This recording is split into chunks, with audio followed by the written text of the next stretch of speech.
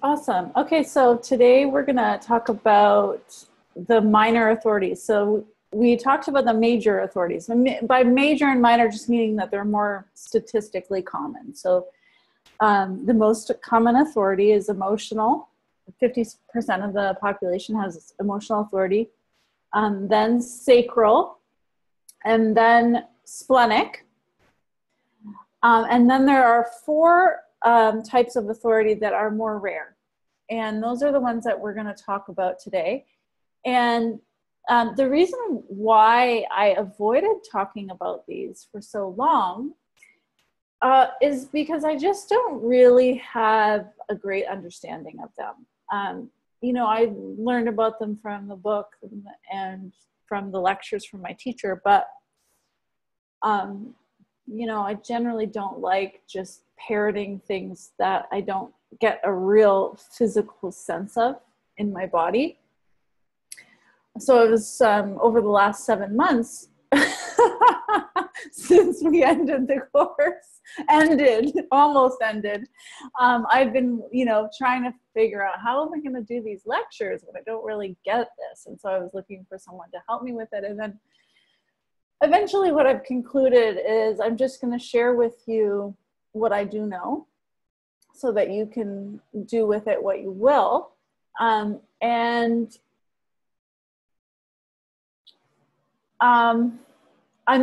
not going to include this lecture as a part of the Human Design for Leaders program. So the Human Design for Leaders program that I make public is only going to include the lectures on the 3 most common authorities. So I'm just doing this for you so that you get to hear about it. But it's not something, I've decided it's not something I really feel comfortable, you know, really teaching, because it's not something I truly have a solid grasp on.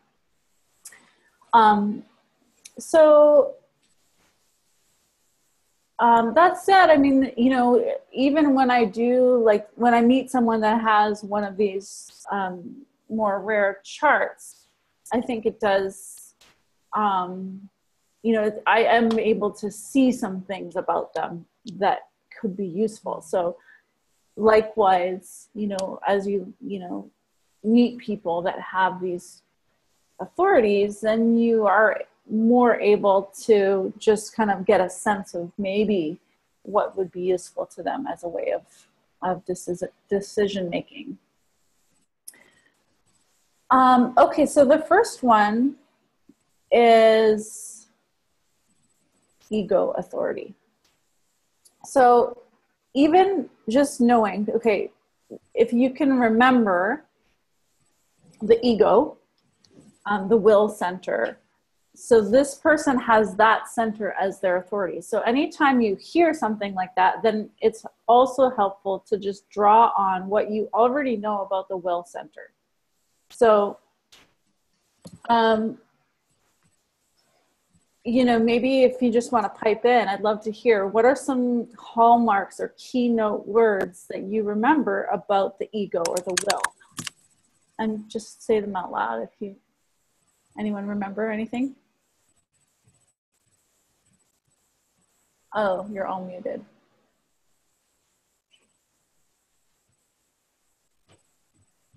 I don't remember. Okay, honest answer. I'll give you guys some clues. Basically, you know, the will is a motor center, so we know it's got that oomph of energy. It's the will to do something or not. So it's this kind of ability to really genuinely promise your energy to the future and to say, you know, I will do this. It has to do with the heart. So it likes to work in spurts and then rest in spurts. Work and then rest. So it needs a balance. It's not a motor center that can just keep going continually like the sacral. This is, you know, people that have ego authority, you know, basically in their chart, what that means is that they have a defined ego. So the will center is defined, but the solar plexus, sacral, and spleen are not defined. So you'll see a lot of whiteness. Actually, yeah, you'll see entirely clear open centers below the will. So,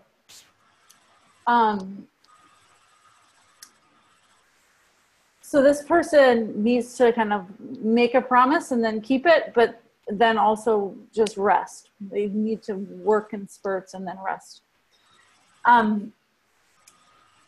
But for me, I think the thing that stands out the most about the will is just the sort of like oomph of it, the willfulness of it. And that's this person's authority. Oh, hold on a second. Where did that go? I'm also just going to mute Alexis. Hi.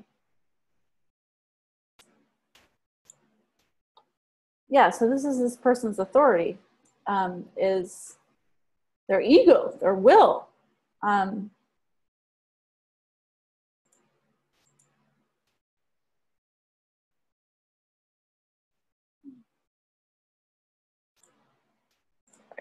am I on the right? Yeah.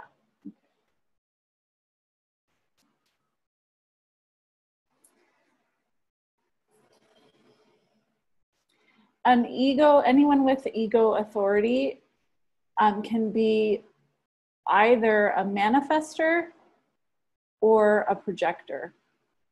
So the manifester will have the connection directly from the will center to the throat. And the manifester is going to discover their will through what they say. So they might, you know, someone might ask them to do something and they might think that they want to do it, but they might actually say something that reveals, no, I'm not into that. So what comes out of their mouth is really revealing for the manifester, and that's what they need to trust. And they want to be listening for the quality of their will in their voice. So, you know, they might speak really normally in a certain way, and then the will might speak in a certain way in their voice. And so over time, they can start to learn to become really tuned in to how the will sounds coming out of their voice. And then that will have an impact. So that's their, you know, the gift of the manifester is that they have an impact with their will. A projector, okay, so the projector, it works a little differently. First of all, the projector needs to really wait for the invitation. That's a big protection. First of all, it's just like seeing where they're being invited. And then once they're invited to something, then their question is like, do I actually have the will or the energy to do this? Is this something that I want? And there will either be the will for it or there won't be. So it's very black and white with willpower. It's like, it's similar in a way to the sacral in that the sacral just has energy for something or it doesn't. You know, this is, I have the will to make this promise or I don't. But, you know, feeling for that inside of themselves it's their authority. And again, I find it difficult to really have a powerful way of teaching this without having, you know, witnessed a lot of this. I do have one friend, he's a projector with ego authority. And he told me a story once that he really wanted to go down to South America. And he had been invited, and so he booked a plane, and I mean, it was a really big trip that, you know, it's like, it probably cost, I don't know, $2,000 or something, this plane and the trip, and maybe even more, maybe $4,000 or $5,000. And the day that the plane was leaving, he just didn't have the will to go. He didn't go. He didn't go on his trip because there was no real will there. He had made a mental decision about this trip rather than a real genuine using his authority decision. And so he just didn't go. So that would be an example of someone following, not following their authority, but then really in the end, he was able to really feel, I actually don't have the will for this. Yeah, so they're looking for the right use of their will, and anyone with a defined ego center or heart, a really important question is, am I making the right promises? So like making and keeping the right promises, the promises that you really do have the will to keep, is important. And especially, if it's your authority, it becomes even more important.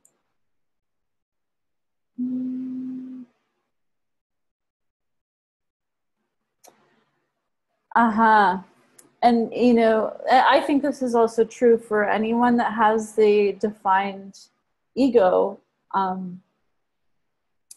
is that willfulness can really be abused. And it can be used to just do what you think you want. And so that's something to watch for. And that example of my friend with the plane is a good example of that. Is he had created a mental goal and then he was gonna just do it, but he ended up not being able to force himself to do it.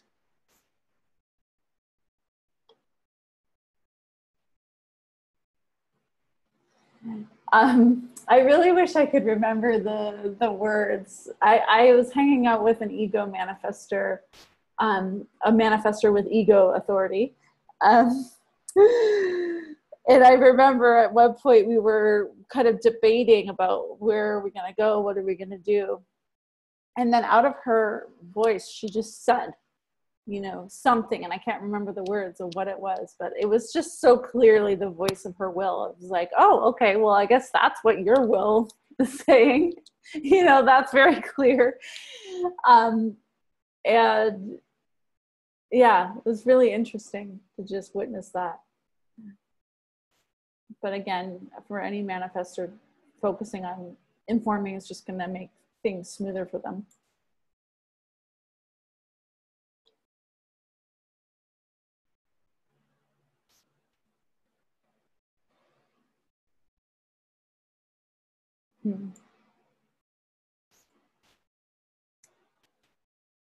Yeah, so any projector that has ego authority has the channel of initiation. And this is this shamanic channel. They're here to initiate people, to almost like a shaman would do an initiation, to empower them into a greater expression of their individuality.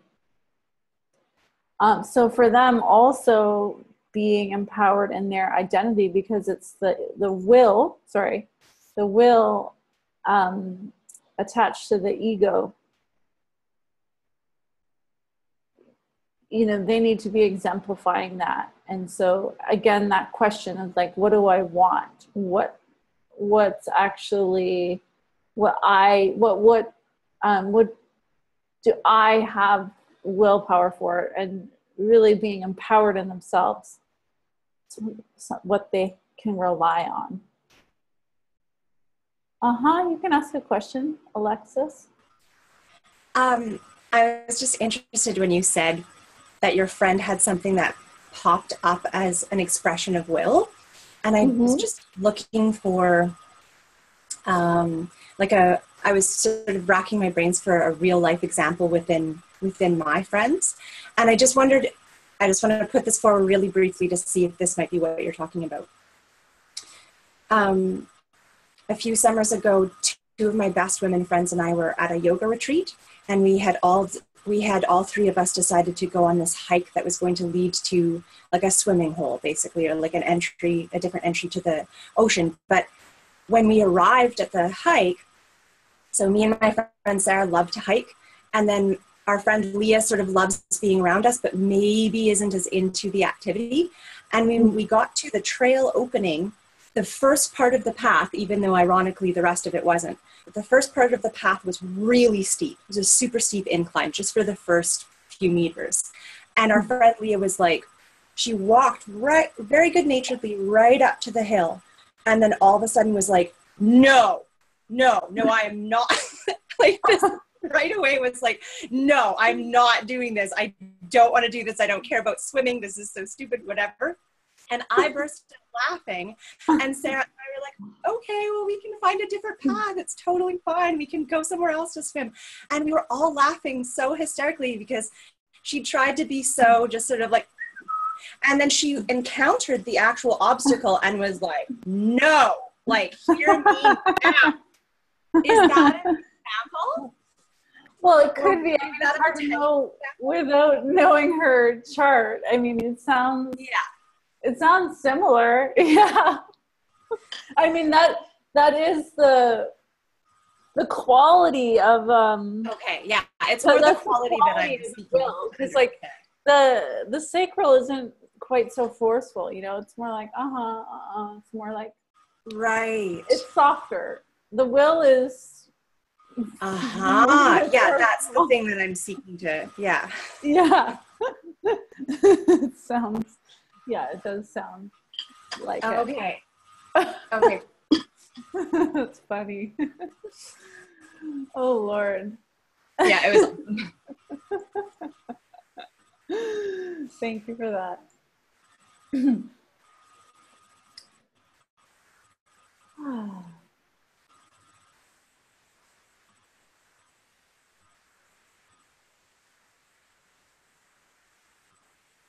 This is some advice for projectors and having, and making their decision about what's right for them or not.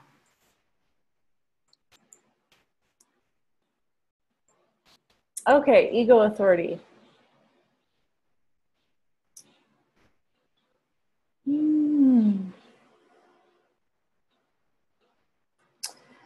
Yeah, that's another aspect I didn't mention is just that the will or ego has to do with the material plane and, money and deals. So these people will tend to have a natural ability with the realm of the material plane and just, buying homes and getting furniture, planting gardens, doing things that are physical and material, and, business, money, handling those kinds of things.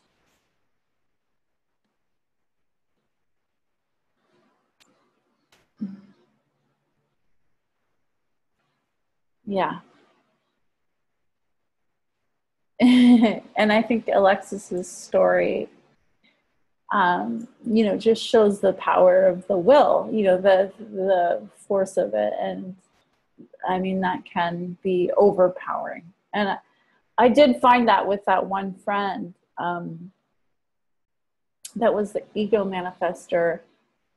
I ended up not really wanting to hang out with her very much because she was just so forceful. I mean, it was always her way or the highway, which I mean is true of a manifestor, and good for her. She's living her truth, but I didn't really want to hang out with her too much, but maybe that's just because I'm the same way. All right, so that's the ego authority. Any questions or comments about that?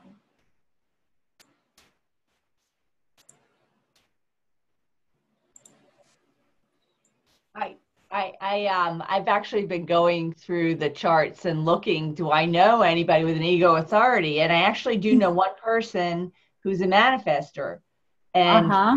so I'm just trying to see from what I know of her where that's a fit. I don't know. I'm still processing, but because she doesn't like seem all that forceful, although, you know, she doesn't understand why everybody else doesn't have this ability to just make things happen. They should just get with the program. Of course, she's the coach, you know, teaching people how to manifest, and she doesn't understand why these losers can't do it. So funny. Can you imagine? Yeah. That's so funny. I think it's so funny. Oh, Lord. Okay. Great example. Yeah, was that you, Rose? Yeah, so I have a friend who's an ego manifestor, and at one point they kind of sent me a text where they were kind of upset and were like, well, I guess I have to, in their text they said something like, I have to make sure I'm not just speaking my mind when I'm really tired because I just said something that offended somebody and they didn't like it. And I, reminded them of like, but this is your authority. You have to say it out loud in order to know what you really feel. Like probably you're speaking the truth in that moment. They did not like that at all. No, was how it worked. Yeah, well, I think that's true. I mean, the manifestors. I've actually done quite a lot of readings for women manifestors, and I find that because of our society's expectations of women, especially about being empowered, that most of them have real deep inner conflict about the level of power that they actually naturally have and being a woman in this society. And they don't want to be seen as mean or they want to be impactful as much as they are. But then it's also a huge relief for them to find permission to really be themselves, you know, and to be powerful, to be empowered. Mm-hmm. And I think that's also, you know, also true for any of us with the manifesting generator. I'm seeing it more and more for myself too. Does that speak to what you were saying, Rose? Mm-hmm. Yeah, I think with this person, there is a lot of discomfort around cultural expectations or family expectations and not fitting the mold, but not having that be a peaceful experience.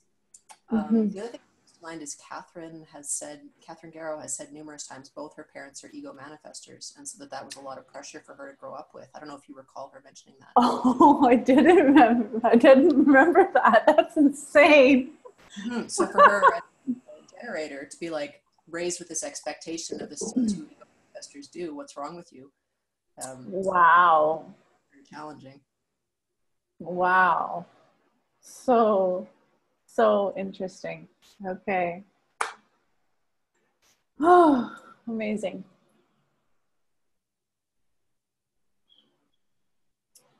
Okay.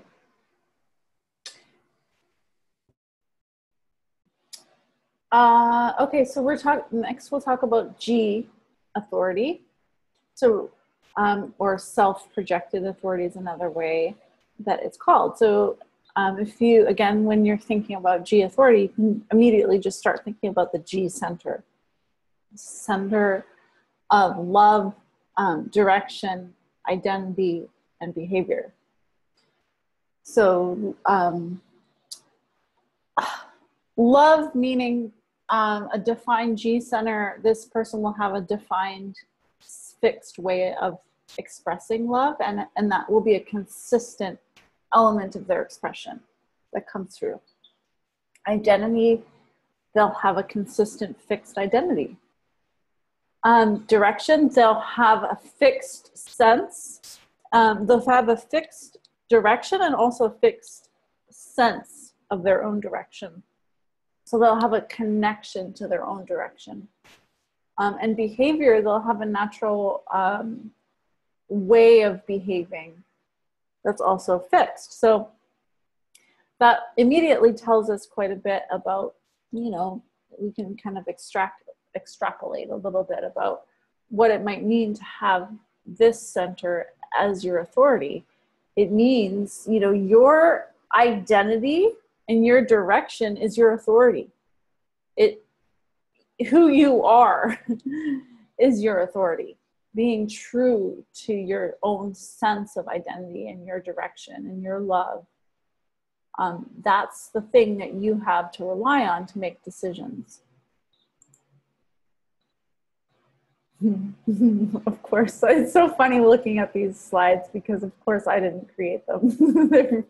There's so much of my teacher, so much this warrior archetype. But I mean, this picture shows it's like this guiding light in the, you know, in the heart, in the chest, like, oh, this is my truth. This is where I'm going.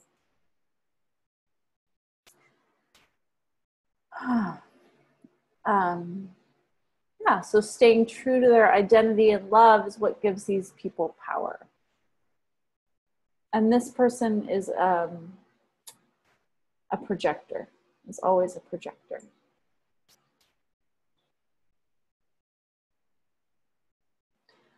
So, okay, so non-energy verbal authority. So what that means is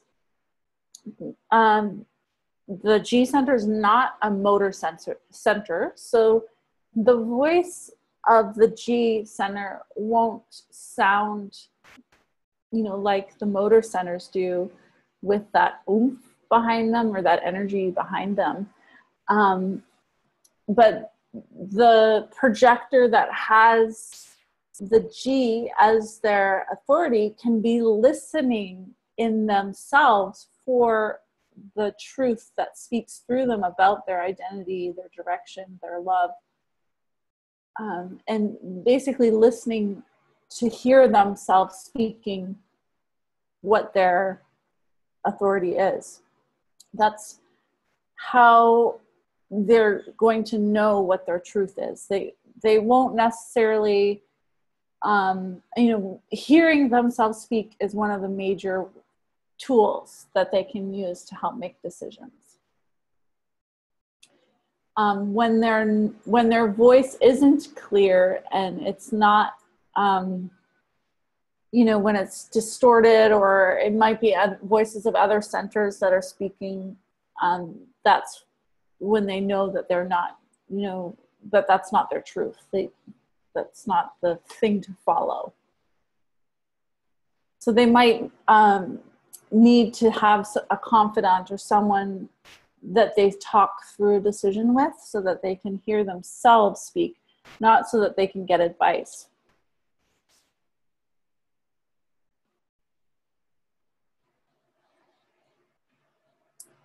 And I think this is just good advice for any human, but a projector especially, is waiting to be invited to share your expression of yourself.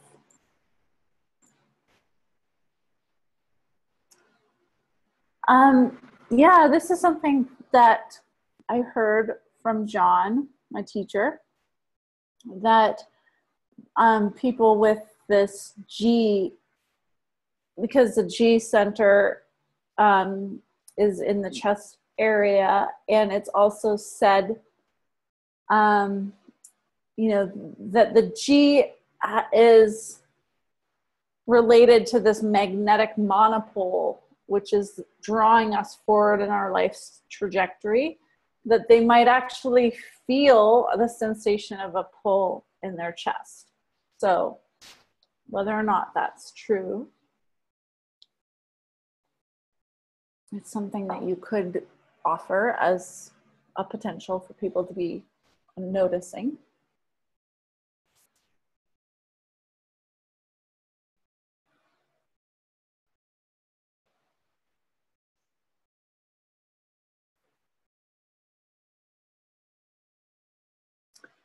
Yeah, I think I like this point here that this person is an example and resource for those looking for their own direction.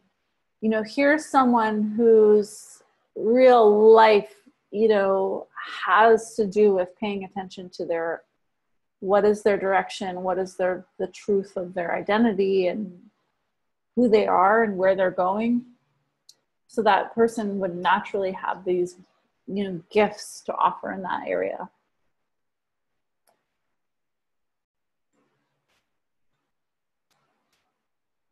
Yeah, and anyone with a defined G center can have a tendency towards pushing their direction and their sense of clarity about where things are going on to others. That's true of anyone with a defined G.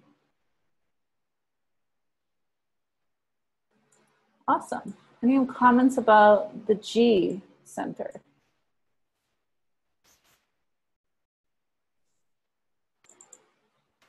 My niece has an undefined G center, and I've Oh, been she has an undefined. Yes, she's a projector, and it's, yeah, no authority. Oh, so she's this next one here. Oh, okay, because I'm like, yeah, that doesn't sound like her. I was waiting for you to say really hard-headed, but no, that would be this one.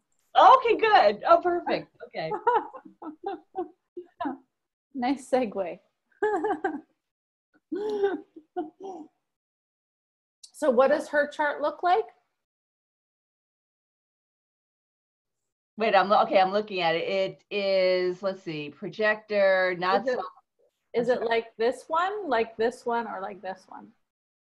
Oh, it's like the one on the left. This one with the just the head defined and everything else is blank. Oh, okay. So it's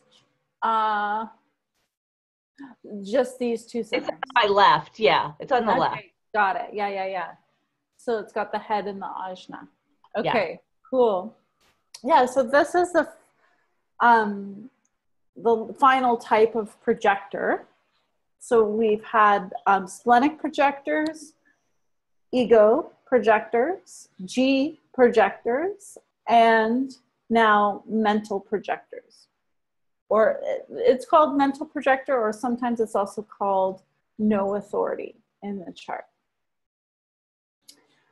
I prefer mental authority than no authority because they still do have an authority. Okay, so this person, the chart will look like one of these three options. They'll either have these two centers defined, so the head and the ajna. They'll have the head, ajna, and throat, or they'll just have the ajna and throat. And the common factor is that they've got the ajna defined, and then everything below the throat is undefined. So immediately we can see some things about this person, you know? We see that this person has a lot of undefined centers. So they're gonna be really sensitive to their environment. It was really cool. One of my friends is a mental projector, and he went through the Discover Your Genius process many years ago, long before I knew about human design. And one of his genius circles was sensing, like that he has this ability to sense vibrations, is I think the word he used. And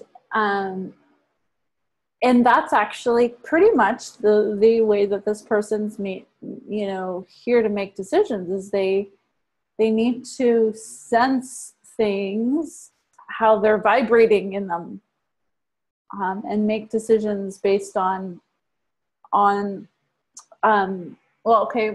part of it is having the open G,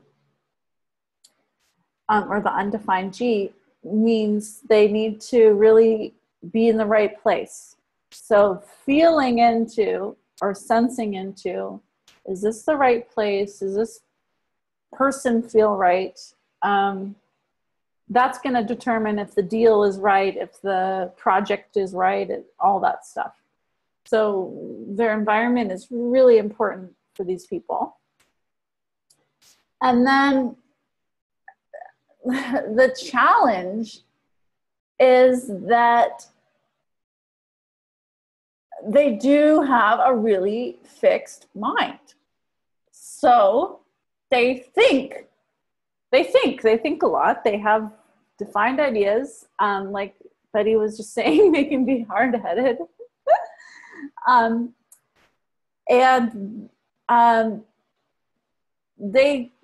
They're not really meant to make decisions based on their mind. Their mind's actually just here to be useful to others.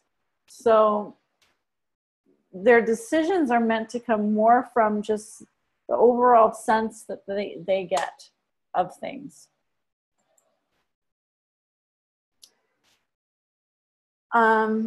So helpful to use the defined mind to monitor the body, to become acquainted with the energies of the open centers. Yeah, just one sec. So this is where they can really draw on their power is to be aware of all of the openness, because the openness in their chart really is the center of like so much wisdom. This friend that I was just telling you about, oh man, is he ever wise. You know, he's just one of the most wise people I know. He knows so much about these unhealthy behaviors of the open centers because he can really sense them around him. And I mean, I think that's given him tremendous wisdom, whether or not he knows that on a conscious level. And so these people can be just sort of aware of the open centers and what those look like in the not self unhealthy version, and making sure and checking against themselves that they're not making their decisions based on those not self unhealthy qualities, which can easily be drawing them in or influencing them. You know, especially I would say the solar plexus, you know, making decisions to keep other people happy all the time. Yeah, go ahead. What was your question? Oh, I just wanted to clarify when you said a sense of something, like they have to be in the right place, or is this a sensual, like is this a kinesthetic sense that they get, or is this like an intuitive sense, or is it both? I mean, this is where I don't even want to be doing this lecture because I don't know. I don't know. I'm not one of these people. But my guess from hearing from my friend is that it's a kinesthetic, so it's a body level information that they're getting, but that's also intuitive. So I don't think there's a cut and dry answer there.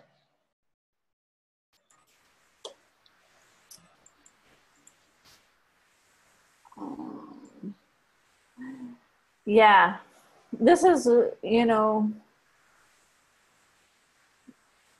I think something really valid about these people is that they can just be so wise.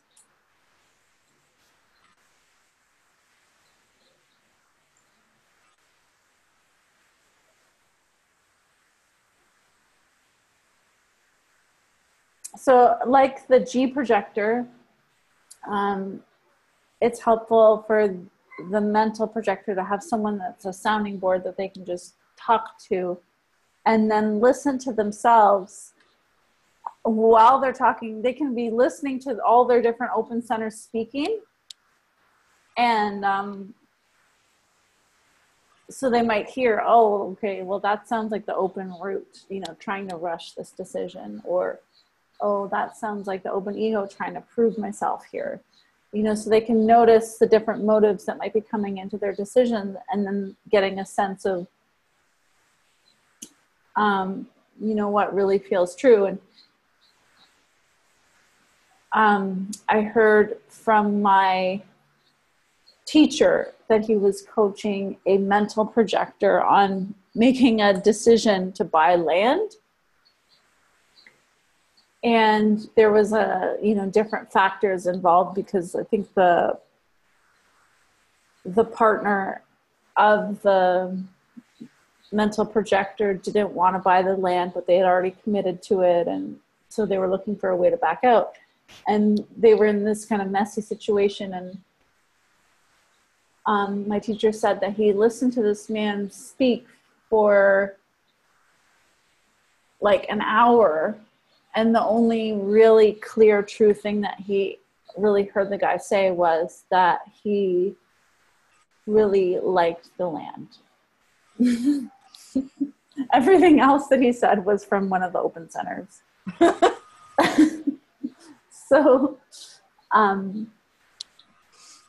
So yeah, that can be a helpful thing.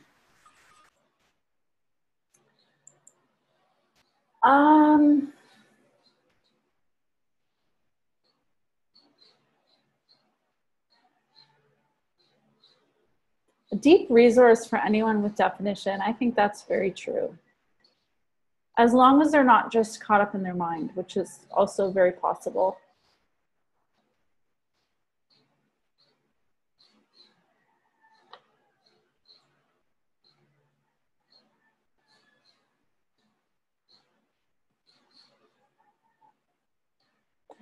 Yeah.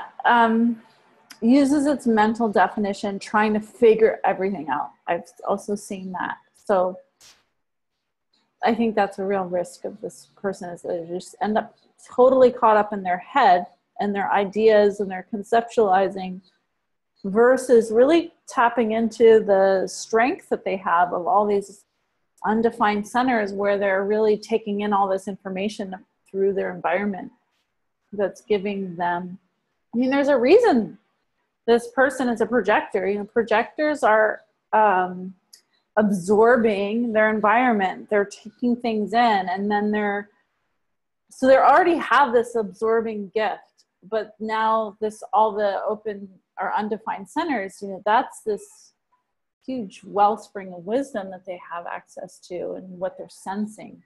So there's a reason why they're created that way, so that they can provide this wisdom. So it's just ideal that they ideally don't get too lost in their head about it. But even, I think the mental capacity makes them able to share ideas that are going to be really helpful to other people. So, yeah. Bless them. Okay, any comments? We're going to move into the next one. Wow, geez, we're almost already an hour's gone by. This is incredible. And this one relates to our one friend here, Sarah, Lunar Authority.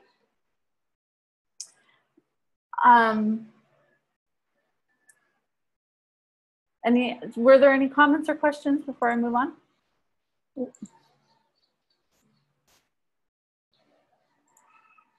Okay, so Lunar Authority. So this would be the reflector. So this a reflector's chart looks like that. There are no defined centers. So that's what makes them this final type, the reflector. So the reflector's aura type, the properties of their aura are that they're sampling.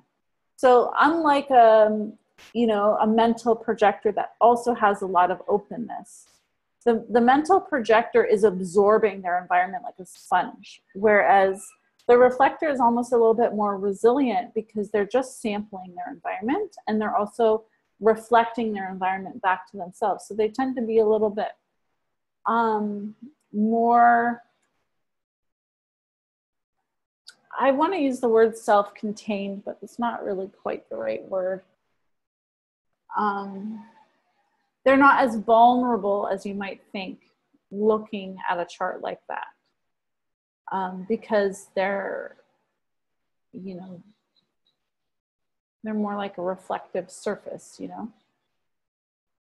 They're not, I would say of the two, that the projector to me would be more impacted by the open centers than the reflector.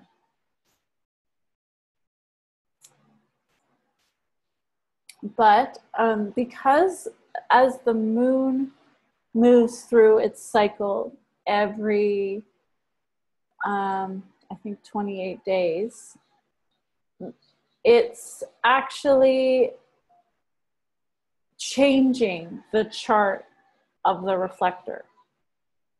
The reflector has this natural relationship to the moon that they can actually chart and track if they want. That they can see a set pattern in how the moon moves through their chart. I think, I don't know if there's a good slide that shows it, but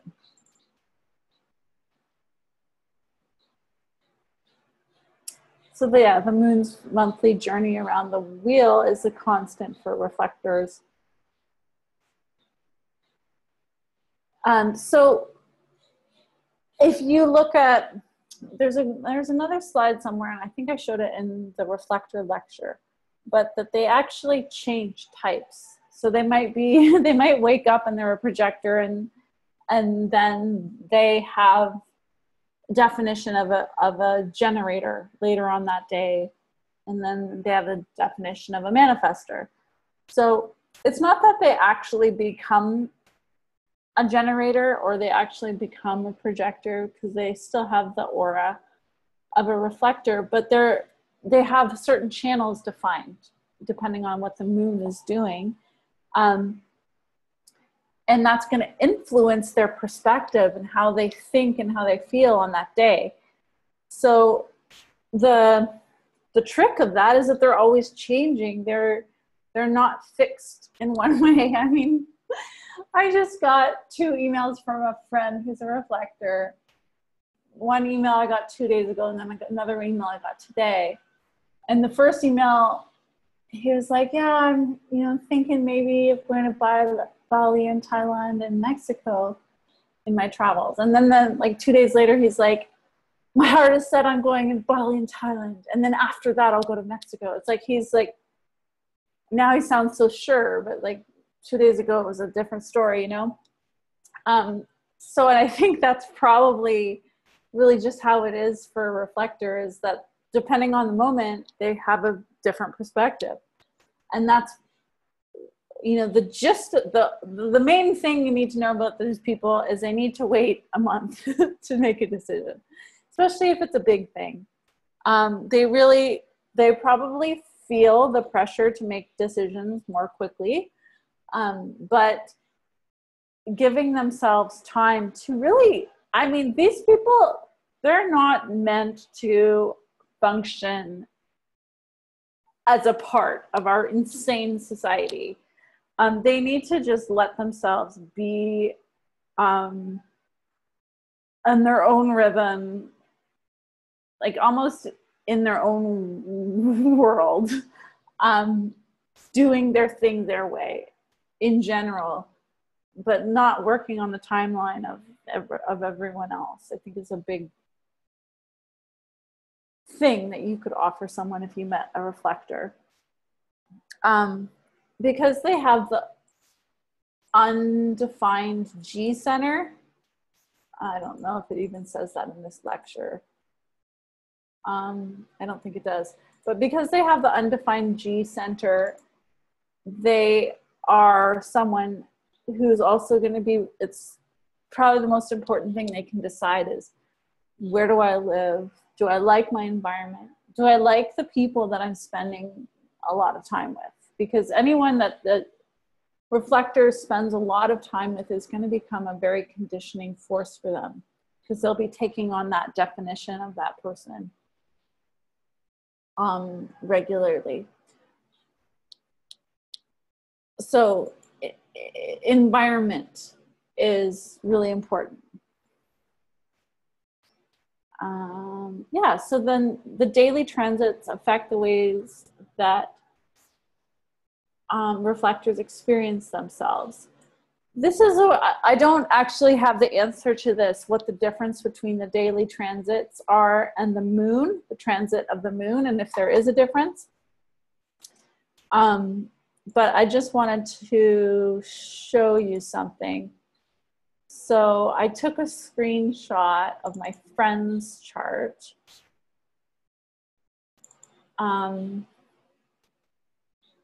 Where is it? Sorry. Screenshots there. Okay, so I took a screenshot of my friend's chart.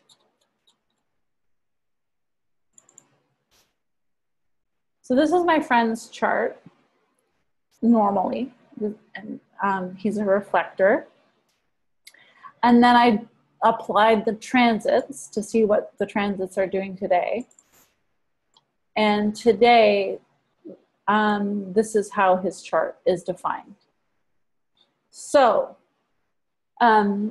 today, he has this channel at 1858 defined, and he also has the 3254 defined.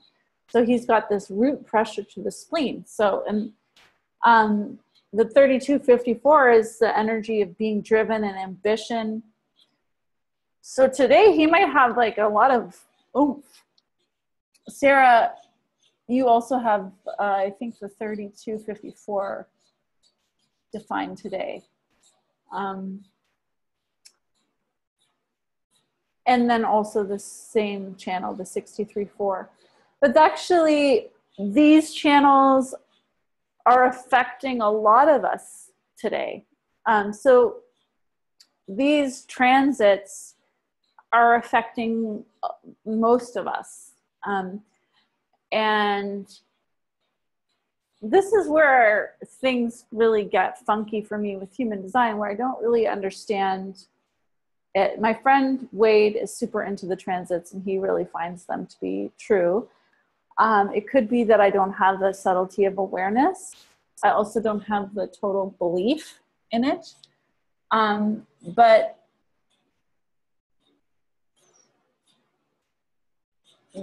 what my thoughts on it are that I think as a reflector,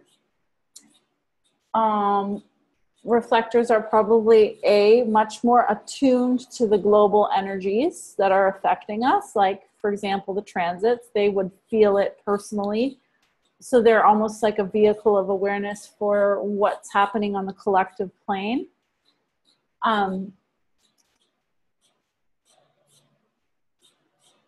And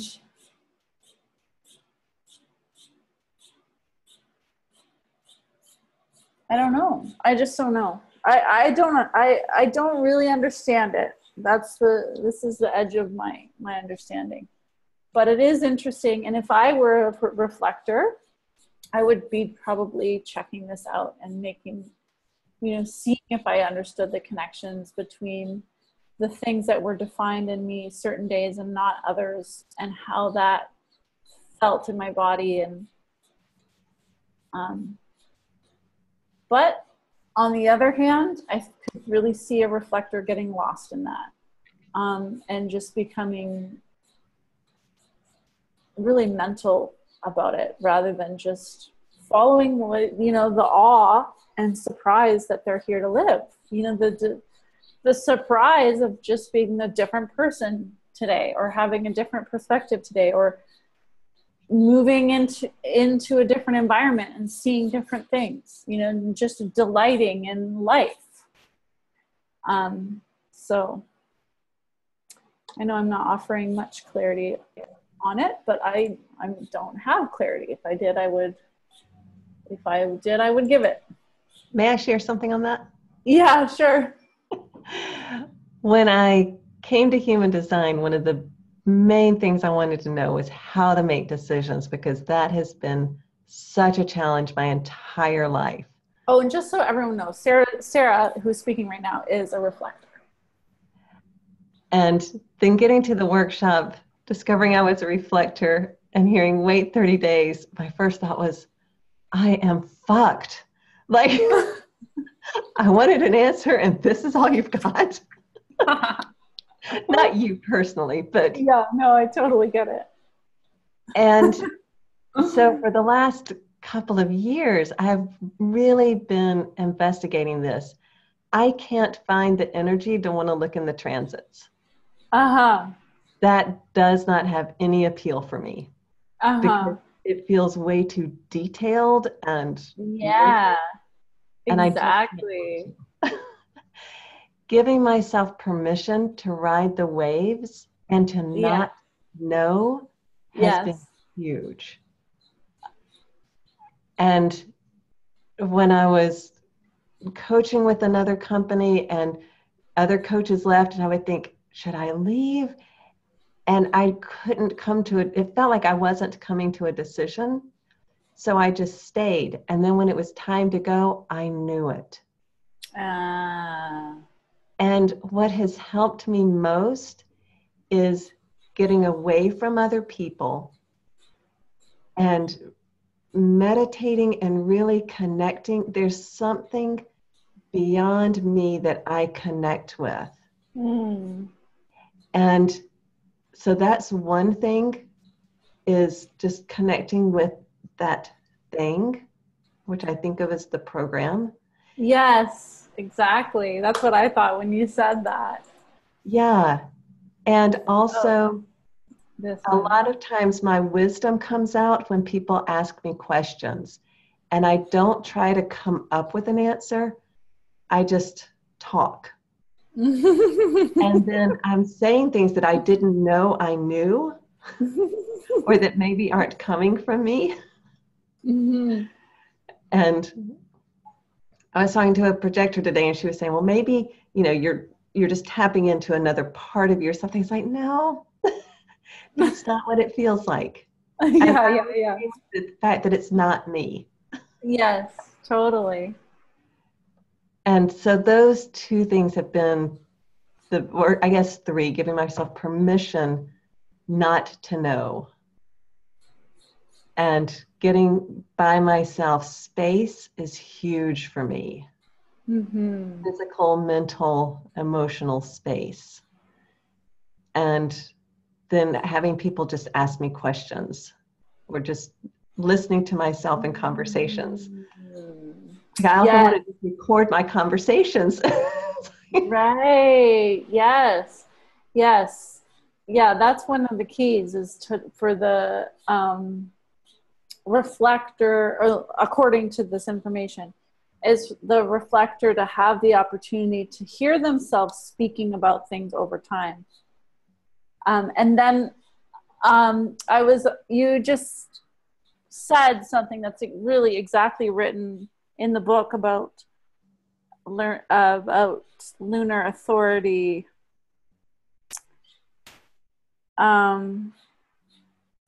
By hearing themselves talk over time, reflectors will one day simply arrive at an inner knowing, an inner sense of which decision is correct for them. So I like that you said, that one, and then one day I just knew it was time to go. Yeah. So I like hearing that affirmation from the book. Yeah, go ahead. What I have read about reflectors written by like projectors and other things, it feels like it's trying to make concrete something that's meant to be fluid. And it's like connecting with the energy of the moon, not necessarily what phase is it in this moment. Oh, that's so funny. Which leads us to this slide. And I'm just having the thought, Sarah, that maybe that's why you and I have been a good fit for working together, is because I am so fluid, you know, even though I'm trying to cope with that in this world, you know, but it's really, yeah, it's like, I feel like a real connection with water and just flowing and, you know, that kind of, yeah, that's really cool. Yes, and I agree that reflectors are not as empathetic. As the projectors, yes. Or even generators. I think there are generators who are more empathetic. Yes. Yeah. I have to remind myself of that. And one of my best friends is a reflector. And she and I were, yesterday, I said to her that every reflector should have a best friend who's a reflector. Yeah, just like this. Yeah. That's awesome. Really great. Really great. Thank you. Yeah, thanks for letting me share it. It helps to process it.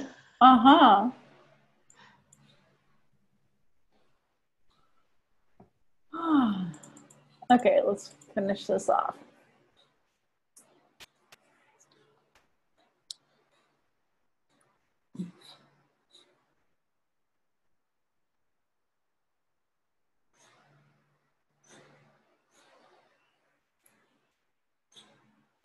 Oops. Trying to find or make something solid in themselves. I mean, you just said that.